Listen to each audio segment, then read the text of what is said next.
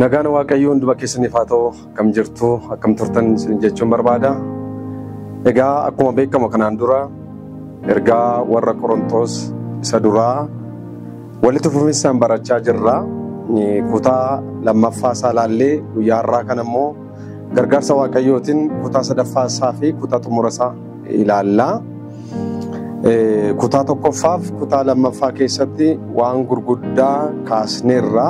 Har'a kutaa sadaffaa keessatti kan nuti ilaallu boqonnaa 11 jalqabee hanga boqonnaa 14tti kan jiruu fi boqonnaa 15 boqonnaa 16 kana waa'ee maalii akka haasa'u ilaallee xumurra. Waaqayyo kan nu gargaaruuf hin kadhanna. Yaa Waaqayyo abbaa keenya Waaqa keenya anas dhaloota kanas gargaartee kunoo yaa Waaqayyo dubbii kanaan nu barsiisaa jirta. Ammas kutaa isa dhumaa kanaan dabartee nuti dubbachuun nu barsiisuun fedhaaf jaalala kee haa ta'u.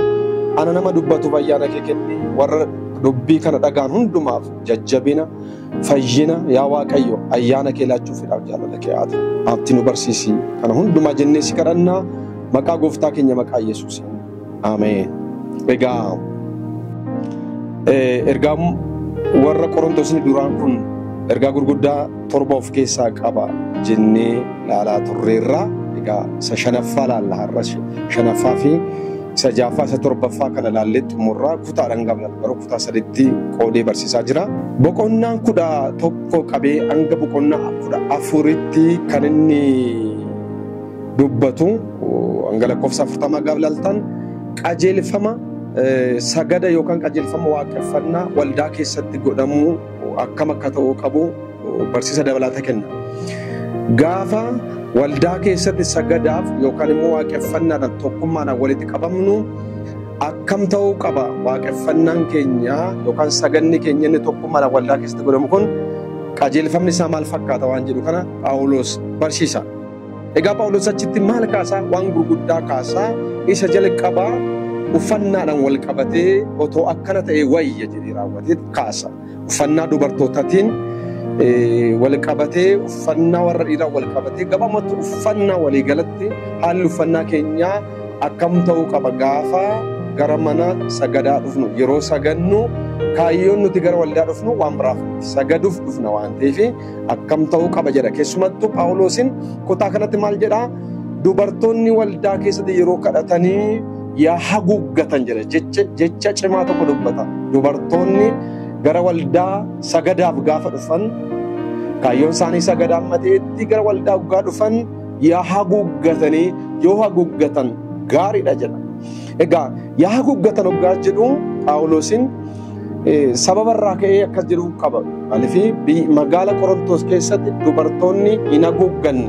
Dubartoonni akka barbaadan uffatan waan isaan ittiin beekaman jiru sanarraa adda gochuudhaaf jedhee waldaa keessatti yeroo sagadaa walitti qabamtan haa haguuggatan jira. Keessumaa maal fa'aa haguuggachuu qaban jira. Maal akka haguuggachuu qaban gaafa dubbatu rifeensa isaanii yaa haguuggatan jedha. Egaa Phaawulos yoo dubbachuu baateyyuu rifeensa isaanii yaa haguuggatanii, harma isaanii yaa haguuggatanii, handhuura isaanii yaa haguuggatanii, dhagna isaanii yaa haguuggatanii. Phaawulosin kan jedhu kutaa sanatti waa'ee rifeensatti. Egaa akka biyya keenyatti gaafa ilaallu immoo rifeensa caalaa kan nama gufachiisu rifeensa caalaa waaqeffannaa keenya kan jeequ jira akka aadaa biyya keenyatti. Egaa Phaawulosin kontekstii biyya keenyatiin otoo barreessee rifeensa qofa yaa haguuggatan hin jedhee harma keessan dhokfadhaa, handhuura keessan haguuggadhaa, dhagna keessan haguuggadhaa waan dhagna keessan hin mul'isne uffadhaa jedhaan ture. Phaawulosin akkas jedha. Egaa warra dhiiraatiinis kallattiin akkas jechuu yaada baatu malee qabiyyee biyya keenyatti warra dhiirati maal jedhan silaani isin uffata dubartootaa uffatinaa qabattoo keessan seeraan hidhadhaa rifeensa keessan sirreeffadhaa jedhaan. Maaliif akka nama hin gufachiisne waan barbaadameef. Egaa dubartoota qofas miti dhiirris dubartoonnis hundinuu bifa safuu biyyichaa eegeen bifa safuu kiristinnaa eegeen bifa safuu hawaasaa eegeen uffatanii waan sirreeffachuu malee sirreeffatanii waan haguuggachuu malee haguuggatanii dhufuu qabu jedha. Sababni isaa nuni kan dhufnu qullaa walii keenyaa laallee miira keenya wal kakaasuuf otoo hin taane kaayyoon gara mana sagadaa dhufnuuf tokkoof tokko Waaqayyo waaqeffachuudhaaf kadhachuudhaaf sagaduuf waan ta'eef wanti qalbii namaa kaasuu fi wanti miira namaa kakaasee wanti nama gufachiisu tokkoyyuu jiraachuu hin qabu. Yeroo baay'ee waan akkasii kana gaafa barsiifamu hin mormu, namoonni baay'een hin mormu. Maal sin galchee Waaqayyo keessa koo ilaalaa akkam barbaadde yoo ta'e jedhu. Sirrii miti wanta akkas jedhu sun sirrii miti. Addaan faan Eewaafaan gaafa qullaa ta'uu isaanii beekan ayyaan irraa fudhatame Waaqayyo koo qullaa isaanii sana haguuguuf jedhee gogaarraa uffata hojjeteef jira. Otoo hin barbaachisu ta'e inni isa ture. Kanaaf baay'ee murteessaa akka ta'e kanaaf gaafa walitti qabamnu inni jalqabaa ka dhimma uffannaa wal qabate. Ittaansee qabxiin guddaan inni kaasu immoo gaafa walitti qabamnu irbaata gooftaa gaafa fudhannu dhiiga gooftaa foon gooftaa gaafa fudhannu akkamitti fudhachuu akka qabnu cimsee barsiisa. Kutaa boqonnaa 11 lakkoofsa 21 booddee gaafa ilaaltan maalummaan irbaata gooftaa fi seera ittiin irbaata gooftaa fudhatan akkam ta'uu akka qabu ibsa. Jalqaba irratti maalummaa irbaata gooftaa ibsa. Itti aanee immoo seerri ittiin irbaata gooftaa fudhachuu qabnu akkam ta'uu akka qabu kaasa. Akkas jedhamu. Ergaa Qorontos inni duraa boqonnaan 11 lakkoofsi 21 hanga 22 akkas jedha. Egaa akka isinitti walitti qabamtan kanatti walitti qabamuun irbaata gooftaa isa qulqulluun nyaachuuf hin ta'uudha. Haalli itti walitti qabamtan kun gochaan keessan kun akka amma jirtan kuni irbaata qulqulluu irbaata gooftaa nyaachuudhaaf hin ta'uudha. Kanaaf of sirreessaa jedhan. Maali yoo gaafii tokko kaasa maal jedhaani manatti nyaattanii dhugdan hin qabdaniire. Waldaa Waaqayyoo tuffachuu keessaniire warra homaa hin qabne yeellaasisuu keessaniire. Egaa bara jalqabaa gaafa irbaanni gooftaa jalqabu mana namoonni fuudhanii walitti nyaatu waan ta'eef kanarraan kan ka'e dureessi wal barbaade erga tokko nyaate hiyyeessi immoo erga tokko kan nyaatu godhame wal yeellaasisanii kan homaa manaa fiduu hin dandeenye immoo hin qaana'e. Kaayyoon isaanii walitti qabamanii jiran immoo waaqeffannaa irbaata gooftaa. Inni tokko quufee waan godhu wallaalaa, inni tokko dhugee machaa, inni tokko immoo waan dhugu waan nyaatu dhabee maqaa irbaata gooftaa walitti qabamanii garaagarummaa guddaan waan ta'eef Phaawulosin baay'ee gaddee akka itti walitti qabamtanii irbaata gooftaa fudhattan kun sirrii miti. Manatti nyaattanii dhugdan hin qabdaniire. Dhimmi isaa dhimma nyaatanii quufuu miti. Dhimmi isaa dhimma dhiiga gooftaa fudhachuu foon gooftaa fudhachuuti. Waldaa Waaqayyoo tuffachuu keessaniireedha. Egaa yeroo baay'ee wanti waldaa keessatti goonu waldaa Waaqayyoo tuffachuun keenya nuuf gaariin ta'u abaarsa malee eebba nuuf fedhu. Jaarsoliin tuffatinaa, lubootan tuffatinaa, hojjettoota wangeelaan tuffatinaa, waldaa Waaqayyoon tuffatinaa. Namni waldaa Waaqayyoo tuffate Waaqayyoon tuffata. Namni Waaqayyoon tuffatu immoo hin oofkanu. Umuriin namoota akkasii gabaabaadha. Egaa Qorontos inni duraa boqonnaan 11 lakkoofsa 26 irratti akkas jedha. Irbaata gooftaa hamma gooftaan deebi'ee dhufutti fudhachuu akka qabnu akeeka. Yoo barduri torbeenaan amma walitti qabaman hin fudhatu turan.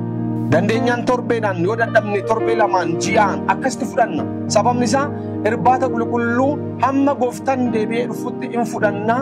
Irbaata gooftaa fudhachuu keessa ayyaana fudhannaa, inaarofnaa, dhiifamuun cubbuun nuu ta'a waan ta'eef ammatti deebinee nuu galee xiyyeeffannaadhaan sodaaf rommaadhaan qophoofnee irbaata qulqulluu fudhachuu akka qabnu macaafni qulqulluun ni dubbata. Boqonnaa 11 lakkoofsa 27 jechuun ergaa Phaawulos gara warra Qorontos barreessanii duraa boqonnaa 11 lakkoofsa 27 akkas jedha. Kanaafis sababbii maaliitiif akka dhiyaatu utuu gargar hin baasin namni buddeenicha nyaatu xoofoo gooftaa keessaa dhugu dhagna gooftaas dhiiga gooftaas hin yakkaa'edha. Agartaa utuu gargar hin baasin irbaata gooftaatti dhiyaachuun akka malle namni irbaata qulqulluutti dhiyaachuun malu nama gargar baase maal akka nyaatu beekuu qaba. Maal akka dhugu beekuu qaba. Akka nama buddeena nyaatutti nyaachuun qabu, akka nama dhugaatii biraa dhuguttis dhiiga gooftaa kan dhuguun qabu, maal dhugaa akka jiru, maal nyaachaa akka jiru beekee hubatee itti dhiyaachuu qaba. Kanaaf waldaan kiristaanaa sirriitti waa'ee irbaata gooftaa, waa'ee dhiiga isaa, waa'ee foon isaa sirriitti hubachiisuu qabdi. Sababni isaa otuu gargar hin baasin gaaf nyaatan firdii nyaatu, firdii dhuguudha. Dhaloonni firdii nyaatu, dhaloonni firdii dhugu immoo biyya lafaa kanarratti illee joonjaata. Biyyuma lafaa kanarratti illee isaaf hin milkaa'u. Sababni isaa firdii nyaata qaba. Sababni isaa firdii dhuga.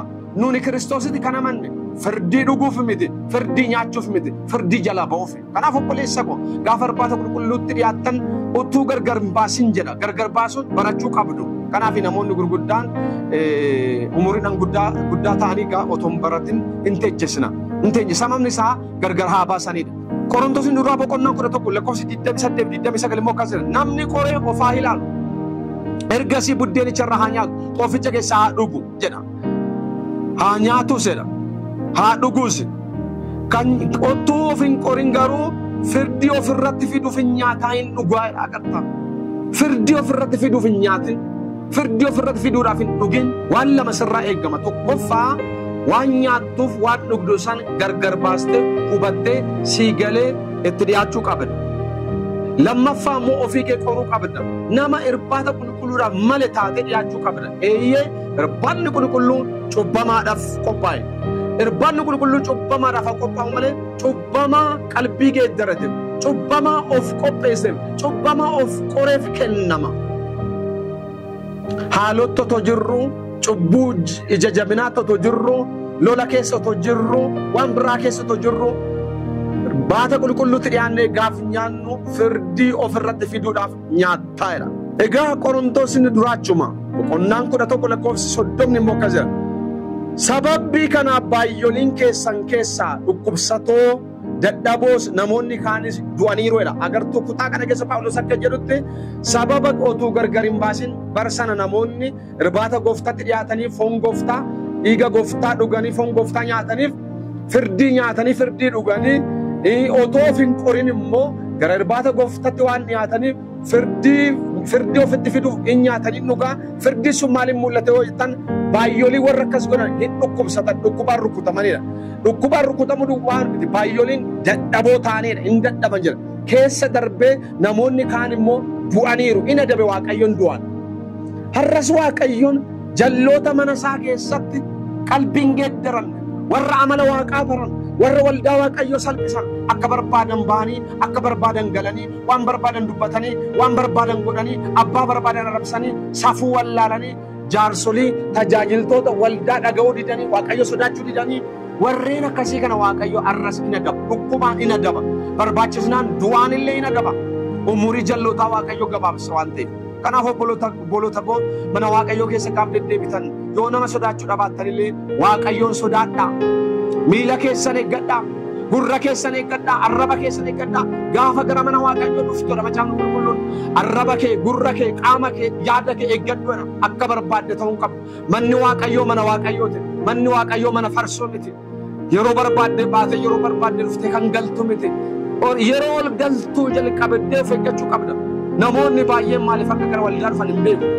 Namoota baay'een agarsiisan keessaa mana Waaqayyoo dhufanii mana Waaqayyoo keessa ta'anii feesbuukii kan fayyadaman mana Waaqayyoo keessa ta'anii maastikaa kan nyaatan mana Waaqayyoo keessa ta'anii kan walitti tasaasan warreen kun maaliif akka dhufan kaayyoon qabaniif maaliif akka dhufan hin beekaniif lafti feesbuuka fayyadaman waldaa miti intarneetni kan guute kaaffeen deemanii hoteelan deemanii achi wayyaa barandaa qabanni ilaali warreen akkasii kana. Garaan jaarsolitti gaddaa jira, garaan lubootaatti gaddeera. Warreen akkasii kana nuni akka namaa toomaa gochuu dadhabneeyyuu Waaqayyo beekee obse. Gaafa Waaqayyoon ka'e, gaafa Waaqayyoon dheekkame. Warreen akkasii kana dhukkubaan rukuta Waaqayyo. Warreen akkasii kana hin dadhabsa Waaqayyo. Warreen akkasii kana du'aan illee adaba Waaqayyo. Kun akka irraa baratu. Amma duutanitti eeguun qabdan ofirratti baruun barbaachisaadha. Qorontosni duraa boqonnaan 11 33 hanga 34 gaaf laaltan immoo irbaata gooftaa isa qulqulluu nyaachuudhaaf yemmuu walitti qabamtan waleegaa adaraa keessa waleegaa balaa qaba dhukkuba fida du'a qaba balaa tasaa fida waan ta'eef adaraa keessa callistanii dhumatti waliin gadhiisinaa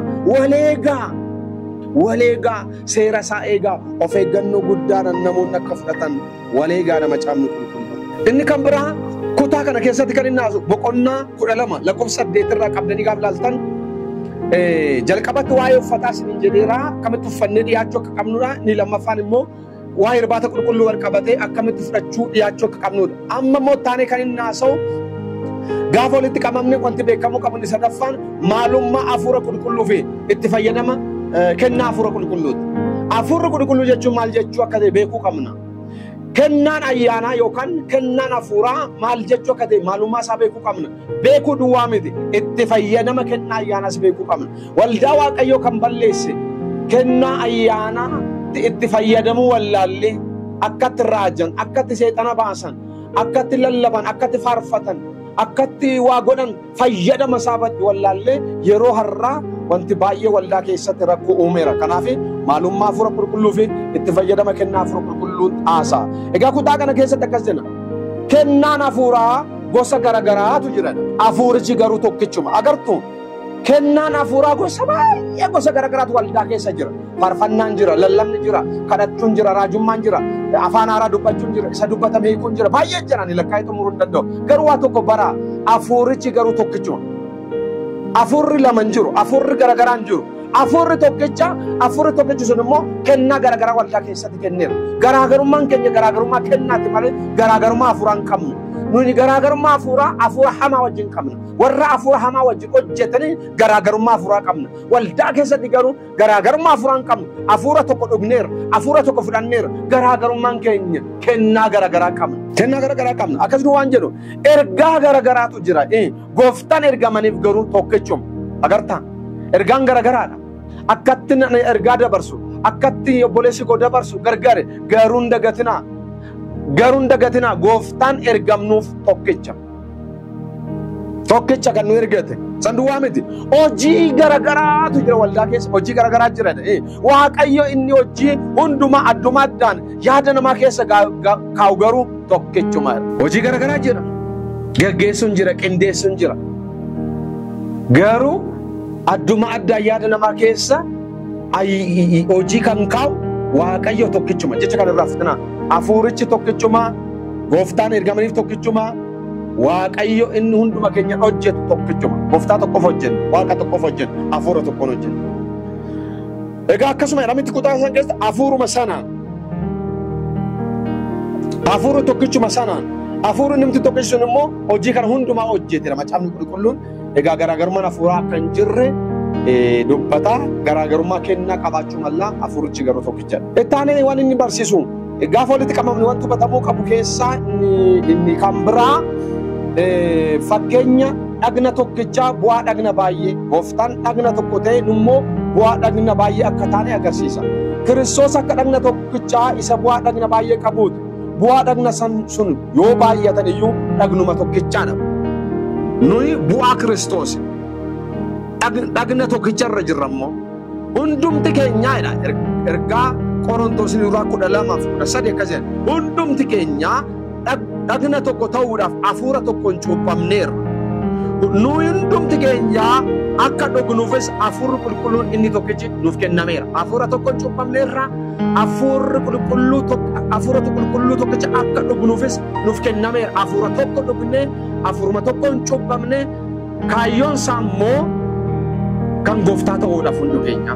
Dhagni tokko immoo bu'aa dhagna baay'ee qaba. Tokko yoo ta'e iyyuu bu'aa dhagna baay'ee qaba malee tokko qofa duwwaa miti. Fakkeenyaaf miilli, harki, gurri jira garuu ani harkaa miti, ani maal miti jedhee diduu hin danda'u. Yoo rakkates, yoo gammades dhagni kun hundumtuu ergaan tokko.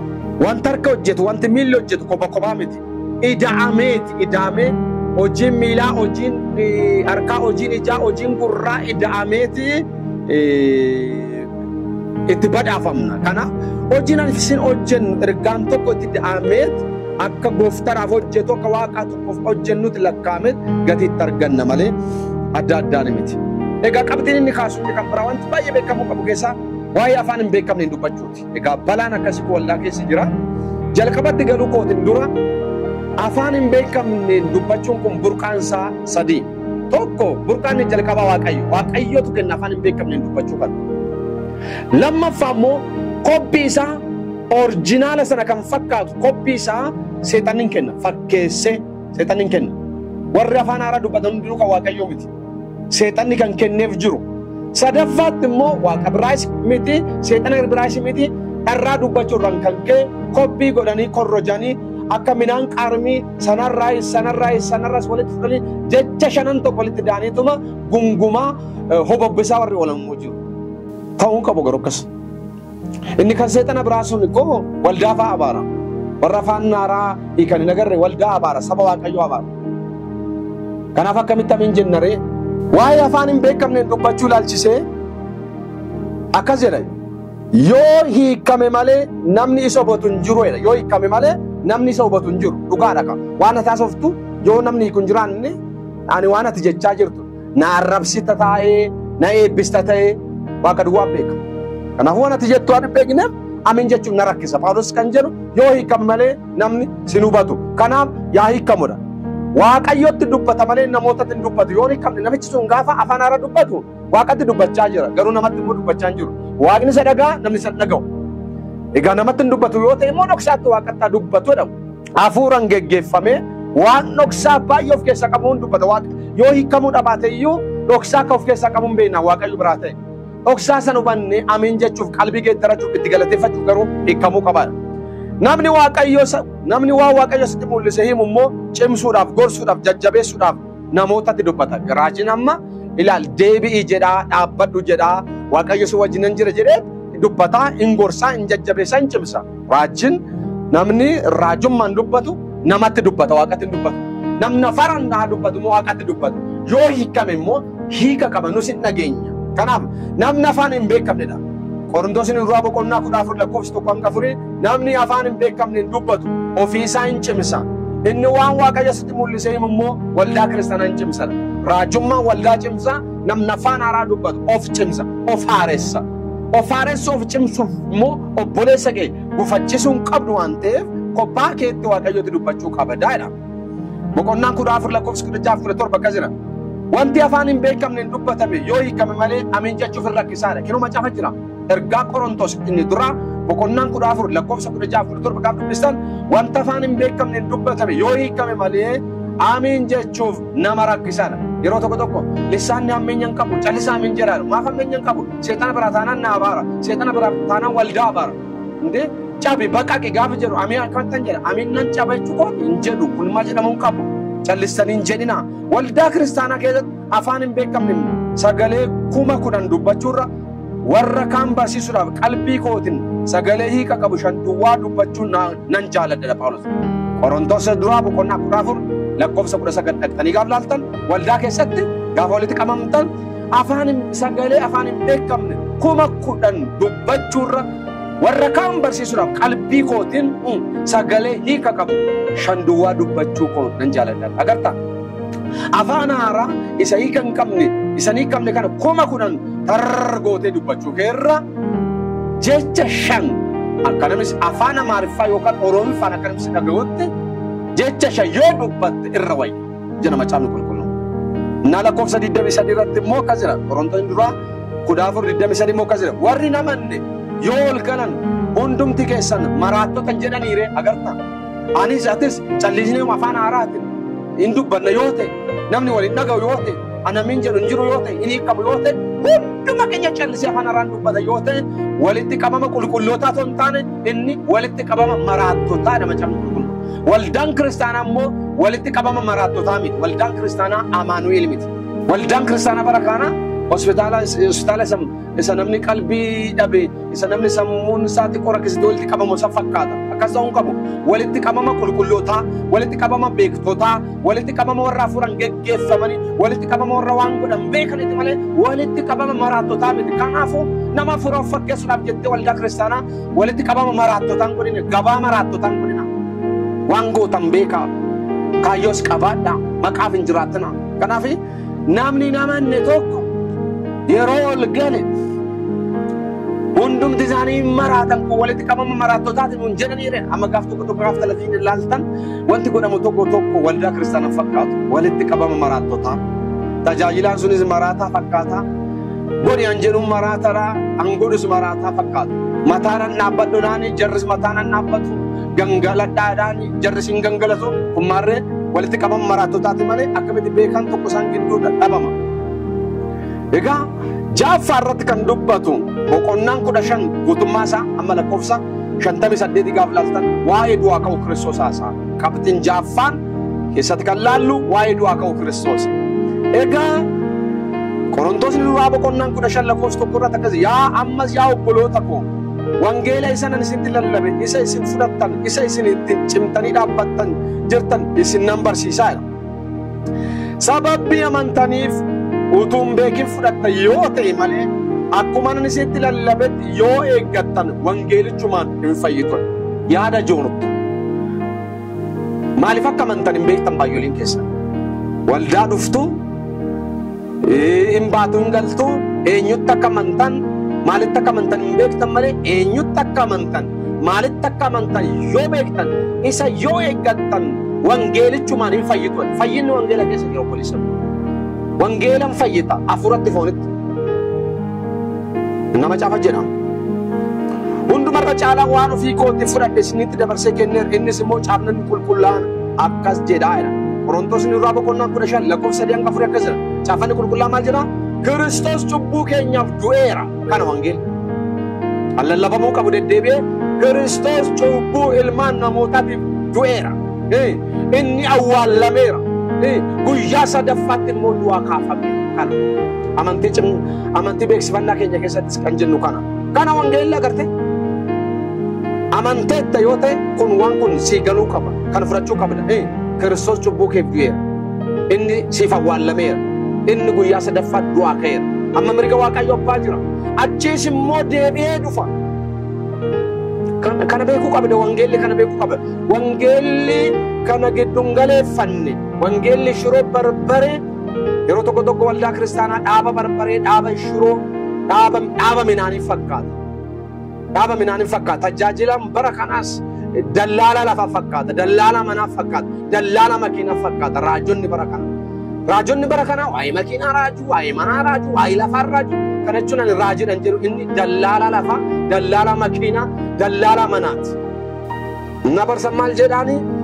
Du'aa ka'uun namootaan jiru namni erga du'ee raawwateeraa jedhanii namoota lallabantu ture waan ta'eef sana sirreessuuf jedhee Phaawulos barsiisa qopheesse. Agartuu Phaawulos cimaadha. Rakkoo waldaa keessa jiru sirreessuuf jedhee barsiisa kenna. Nu garuu biyya keenya keessa waldaa keenya keessa rakkoon gurguddaan ijaan mul'atu baay'een otoo jiru callisnee teenya. Hin mari'annu, hin furru, hin barsiisnu, hin dheekkamnu, kitaaban qopheessinu, barsiisa walitti fufaan qopheessinu, ergaa waan cimaa tokko hin godhu callisnee mateenya callabboo fakkaanne callisnee mateenya. Akkas ta'uu hin qabu. Phaawulosin garuu du'aa ka'uun hin jiru gaaf jiru ittiin falma dura dhaabbata. Raajota sobduu dura dhaabbata, barsiisota sobduu dura dhaabbatee akkas jedha.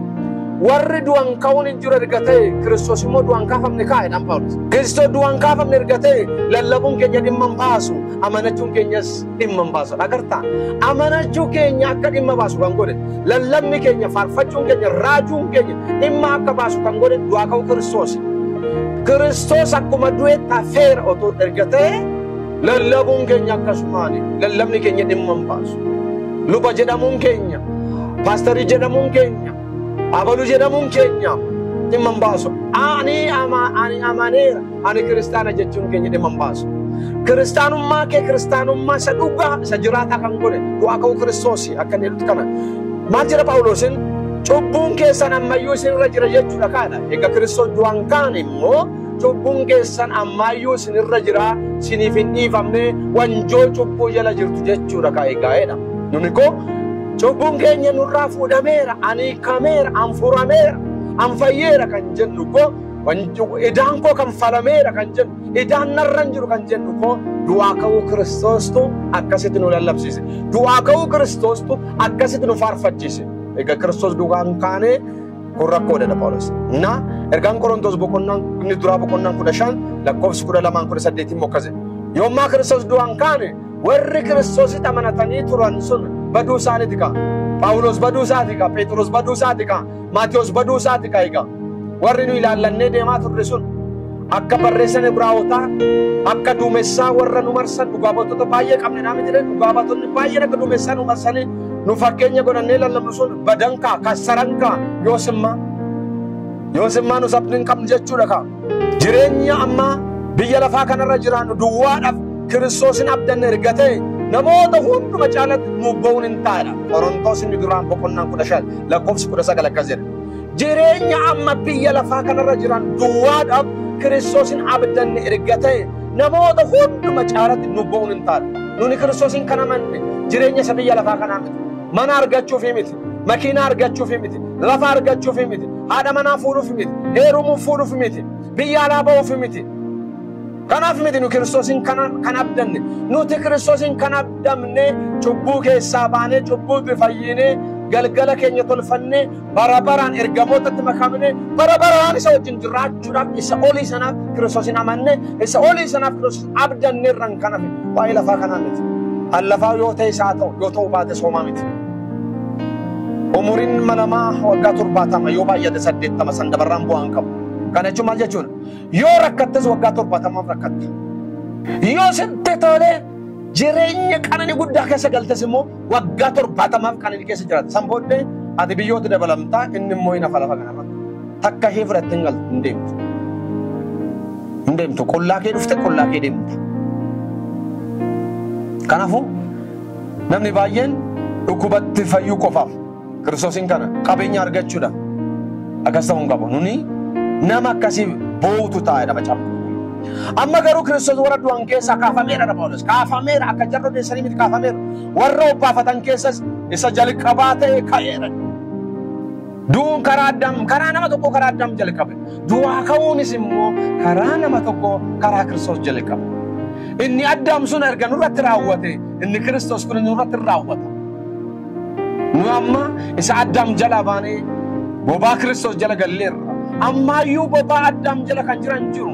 Ammayyuu wanjoo Addaam jala kan jiran jiru. Nu wanjoo Addaam jala baanee wanjoo Kiristoositti galleerra. Dallaa Addaam keessaa baanee dallaa Kiristoositti galleerra. Qorontoos inni duraa boqonnaan 15 lakkoofsa 20 hanga 22 akkas jedha. Harkisa Addaamin namoonni hundinuu akka du'an akkasuma immoo harkisa Kiristoosin namoonni hundinuu hin jiraachifamudha. Agartaa? Harkisee fidee mana Waaqayyoo kan si dhaabe ilma Waaqayyooti. Ati salphaatti hin dhufne harka Kiristoostu harkisee jiraadhu sin jedhe. Inoo macaafni jedhama. Harkisa Addaamin namoonni hundinuu akkuma du'an hunduma du'e harkisa Addaamin hunda keenya harkisee biyyooti nu dabale. Hunduma keenya harkisee Si'oolitti nu dabale. Hunduma keenyatti harkisee du'a bara baraatti nu dabale Addaamin. Addaamin nutti taphate. Hunduma keenya harkisee of qofa miti. Of qofan balleessine, of qofan kassarsine nu qabatee bade. Kiristoosin immoo nu harkisee jireenya bara baraatti nu dabale. Mootummaa isaatti nu dabale. Mirga Waaqayyo Abbaa nu teechise. Macaafni qulqulluun isa kana kan jedhu. Kiristoosin du'aa kaafameera.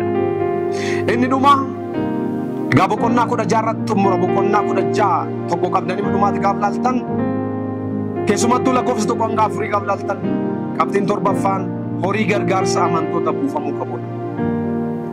Amantoonni wal gargaaruu qaban haasaa. Egaa maal jedhaa akkuma warra Galaatiyaan godhaadhaan warri Galaatiyaa duraan dursanii warra Qorontoos kana dursanii gargaarsa walitti qabanii hiyyeessota Yerusaalem keessa jiraniif erganiiru. Warri Galaatiyaa maaliin beekamu gargaaruudhaan hin dursu yeroo hunda gargaaruudhaan hin dursu kanaan beekamu akkuma warri Galaatiyaa godha jedhan waan gaarii walirraa bara. Erga nani dhufeedhaan immoo horii walitti buusuun akkasiin hin barbaachifne sanbata guddaa torbumaan tokkoon keessana amma wal qixxaateef buusee walitti qabudha. Kutaa kanarraa kan ilaallutti waaqeffannaan sanbata guddaa takka jijjiirame torbeedhaan akka isaan wal qunnaman torbeedhaan buusii akka funaannanis kutuba kanarraa hubachuu hin dandeessa. Sanbata guddaa torbeedhaan jedha. Sanbata guddaa ture torbeedhaan waaqeffatamaa ture. Buusis walitti qabamaa ture. Nus sanuma aadeeffannee itti fufne. Buusiin kaayyoon buusii walitti funaannumuuf konni guddaan hiyyeessotaaf. Warri Galaatiyaas warra Qorontoosis torbee sanbata guddaa torbeedhaan buusiin funaanu amma qaban jechuudha. Nagarree amma qaban buusii dhibbaas birrii 10 birrii 5 saantima callas kan kennan jiru amma humna isaanii. Sun walitti qabamee hiyyeessotaaf kennama ture. Waldaan bara kanaa garuu waan biraaf itti fayyadamti. Buusiin torbeedhaan gurramu kaayyoonsaa hiyyeessota ijoollee abbaa faadhaan qabu dubartoota abboonni manarraa du'aniif warra dulloomanii warra isaan deeggaran hin qabneef kan oolu. In gurramutti fufeera hiyyeessi gargaaramuun garuu dhaabbateera. Innaa Phaawulos akkas jedhe yeroon dhufu namoota isin nuuf haa dhaqan jettaniif caaffata ittiin beekaman kenneefi buusii keessan gara Yerusaalemitti akka isaan geessan nan ergaadha. ani nan eegina walitti qaba tormo torben guura hoggaan dhufe abal namoonni nuuf hageessan jetta sanaa fi caaffatatti hin beekaman kenneefin Yerusaalemitti dhaqanii kennani asirraas bara waraqaa qulqullummaa waldaatti barreessuun tureera bara duraas tureera amma kan dhufee miti namoonni kun miseensa waldaa Qorontoos kinoo gargaarsa qarshii manaa kana qabatanii dhufaniiru irraa fudhadhaa inni beekamtii kennu maaliif waldaan barsanaa callisteen fudhattu beekamtiin hin barbaachisa amma maal barbaachisa xalayaadhaan sochoo maal barbaachisa waldaan bara kana jaama waan taateef xalayaa gaafatti jedhu jaamansi waldaan jaamaa miti waldaan akkasiis hin jedhamu waldaan jaamaa miti gaggeessitoonni jaamaa miti kinoo bara duraatis caaffata walitti babarreessuun tureera maaf sodaattaati caaffata qulqullaa fudhattee dhufuun caaffata fudhattee dhufuu maa sodaatta waraqaa qulqullinaa fudhattee dhufuu maa sodaatta waldaa biratti hin beekamta yoo ta'e barreeffattee kanaan tajaajilattee waldaa sii kennite achitti sitti fufta rakkoo qabda ka waldaa turte sanatti rakkoo qabda hataa turte ejjaa turte eenyu sii barreessa namni daakuu afaanii qabu danda'een dubbatu danda'een kolfudha rakkoo qabdaarraaf kan ka'e malee xalayaadhaan waldaatti xalayaa barreeffatanii xalayaadhaan socho'uun homaa cubbuun qabu caaffanni qulqullaa'ee nu deeggara. Na boqonnaan 16 lakkoofsa 1 hanga 4 keessatti ani dhaquun koo barbaachisaa yoo fakkaate immoo isaa wajjin nan dhaqa yookaan caaffata qulqullaatti kennee ergaa yookaan immoo yoo dhaqinaan jettan immoo rakkoon qabu duuka isaanii nan dhaqaa jedhee raawwateetti kaasaa. Innaa gara booddee maal jedhaa egaa yoo Waaqayyo jedhee amma Efesonan keessa nan turaa ganna simbira ba'uun barbaada ganna guutuu simbira ba'uun barbaada millannaa yookaan daawwannaa karaarraa argaa karaarraa sin arguun barbaadana argaa karaarraa jechuun itti goreetuma jedhaan an jarjara jechuun barbaanne ganna guutuu simbiran baa sinan barsiisaa sinan gorsaa nan nufaa ammasittuu jabaadhayii isinis immoo na gargaartanii iddoo biraatti na dabarsitu jedhee raawwate kutaa san keessatti nagaatti dhaamee jabaadhaa wal jajjabeessaa waa namaatti waleegaa raajota sobduurraa barsoota sobduurraa waleegaa jedhee raawwate kutaa kana keessatti Phaawulosin barsiisa egaa barumsa keenya kanumaan xumurra yeroo biraa mata duree biraatiin yeroo jaalala Waaqayyoo ta'e walitti deebina barsiisni kun kutaan tokkoffaasaa kutaan lammaffaasaa kutaan sadaffaasaa kun namoota baay'ee biraa akka ga'uuf sheer gochuun dagatinaa subscribe gochuun dagatinaa yaada kennuus hin dagatinaa sana gochuudhaan yuutuubii waldaa kana bira akka dhaabbattan jechuun nan barbaada. Obboleessa koo Darajjee kaameeraadhaan kan nu gargaaraa ture Waaqayyo isaa eebbisu jechuun nan barbaada. Hunduma keessa Waaqayyo isin eebbisu eebbifamaa akka Waaqayyoon nu gargaaruuf ammas kadhannee xumurra. Yaa Waaqayyo abbaa keenya waan nu gargaarteef waan nu wajjin taateef kunoo yaa Waaqayyo boqonnaa tokko qabdee amma boqonnaa 6 bifa kanaan nu barsiiste. Dhaloonni kun tasgabbaa'ee gad jedhee dubbii kee kana akka dhaggeeffatu ati gargaari hubannaa laadhuuf ani amma nama hamma ati na gargaarte waan ati natti kennite kinoo dabarsee isaanii kenneera ga'een koo kana dhaga'uun ga'ee isaanitti tinjiraachuun ga'ee isaanitti yaa Waaqayyo dhaga'anii akka jijjiirraman akka dhaabbatan akka of ilaalan waan gatu malan akka gatan waan kaasu malan akka kaasan isaan gargaara waldaa kana eebbisi biyya keenya yaadan tokkoon keenya gargaara raafa yeroo keenya hunduma fudhu ati qofti nu wajjin ta'i maqaa dhala kee Yesuus Kiristoosin jedhii ameen eebbifamaa gooftaan sinaa eebbisu eebbifamaa.